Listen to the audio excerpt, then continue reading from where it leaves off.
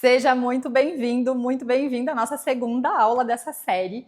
E eu imagino que você deva ter prometido para você pelo menos uma coisinha. Aliás, mudanças, criação de novos hábitos é com coisas ridiculamente pequenas que a gente começa. Não é, eu vou amanhecer, então vou acordar mais cedo, vou ir para academia, vou fazer minha listinha de gratidão, vou ler meu devocional. Não é um monte de coisa.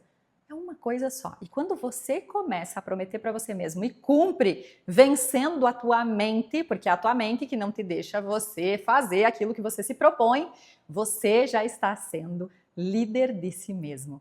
E o maior líder de todos é aquele que consegue liderar a si mesmo, é aquele que consegue se autocomandar. Presta atenção nisso. Segundo ponto que a gente vai ver hoje. Para você aprender a se autoliderar, você precisa desenvolver a inteligência emocional. E o que é a inteligência emocional? É a capacidade de você observar as suas próprias emoções e, a partir das suas próprias emoções, perceber o porquê que elas estão vindo.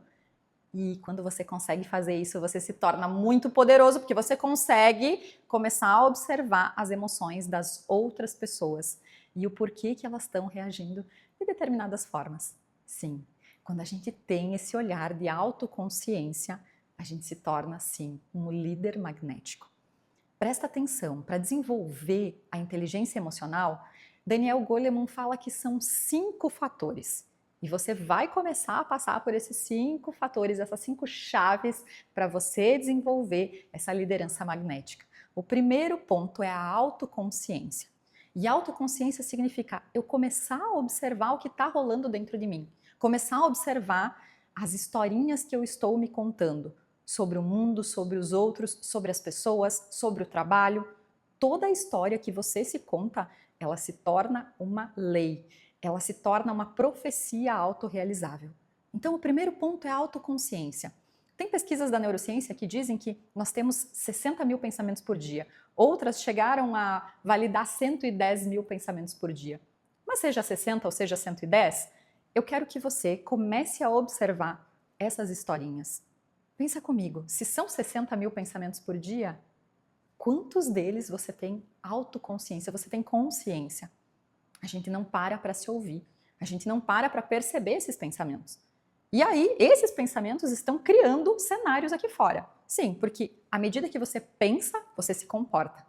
A neurociência diz que 93% dos resultados que a gente tem aqui fora, eles não vêm unicamente do nosso comportamento. Eles vêm sim dos nossos pensamentos e das nossas emoções. E enquanto a gente não olhar para esses pensamentos e essas emoções, a gente vai viver no nosso piloto automático, repetindo histórias, repetindo cenários, repetindo sucessos ou insucessos, fracassos ou êxitos.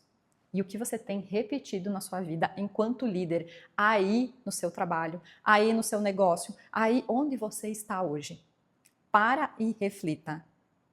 Pensamentos, esses pensamentos, quantos deles são reais?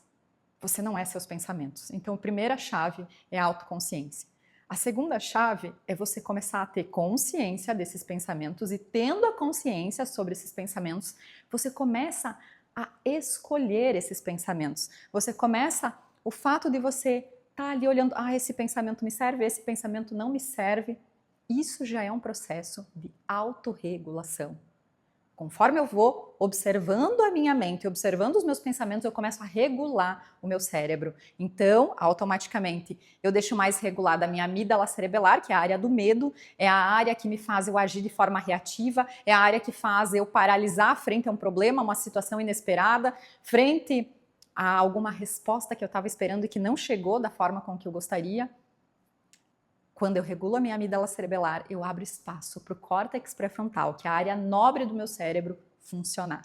E aí sim, eu começo a pensar com mais clareza, eu começo a estar mais presente e consciente e eu começo a ter mais controle sobre mim e sobre as minhas emoções.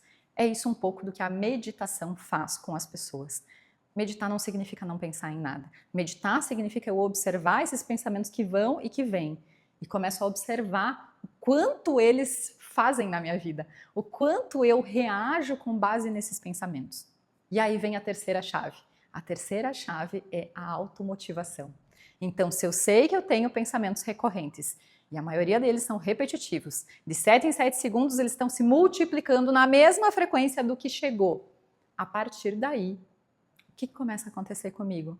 Eu começo a escolher os meus pensamentos. E quando eu vou escolhendo os meus pensamentos, eu vou me motivando. Então, se eu sei que eu acordei de manhã meio negativo, meio pessimista, o que eu vou fazer? Eu vou me auto-observar e vou escolher pensar de determinada forma. Você tem esse poder. Só que você precisa interromper esse pensamento para que você possa nutrir com um pensamento mais otimista. E eu gosto de usar o otimismo e não o positivo, porque quando eu estou nutrindo pensamentos otimistas, eu estou nutrindo o meu estado ótimo de ser, que é realmente ativando o meu córtex pré-frontal. Quarto ponto, quando eu começo a ter consciência dos meus pensamentos, consciência de todo o emaranhado que tem na minha cabeça, eu começo a ficar mais empático com o outro. Eu começo a ter a consciência de que, assim como eu tenho vários pensamentos pessimistas, eu tenho medo, eu tenho inseguranças, o meu liderado também tem. E quando eu começo a olhar para dentro e perceber isso em mim, fica mais fácil eu observar no outro. Eu não tenho como conhecer o outro, como liderar o outro sem liderar a mim mesmo. Então, neste ponto, você começa a abrir a quinta chave, que é das relações. Eu costumo dizer que essa chave é quando você está apto a se relacionar com as pessoas. Não adianta eu querer me relacionar com as pessoas se eu não me conheço, se eu não sei sobre mim, se eu não sei sobre os meus medos, sobre os meus pontos fracos, os meus pontos fortes, se eu não começo a desenvolver a minha autoconsciência.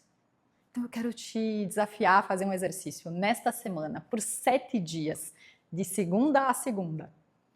Pare por 5 minutos e não faça nada.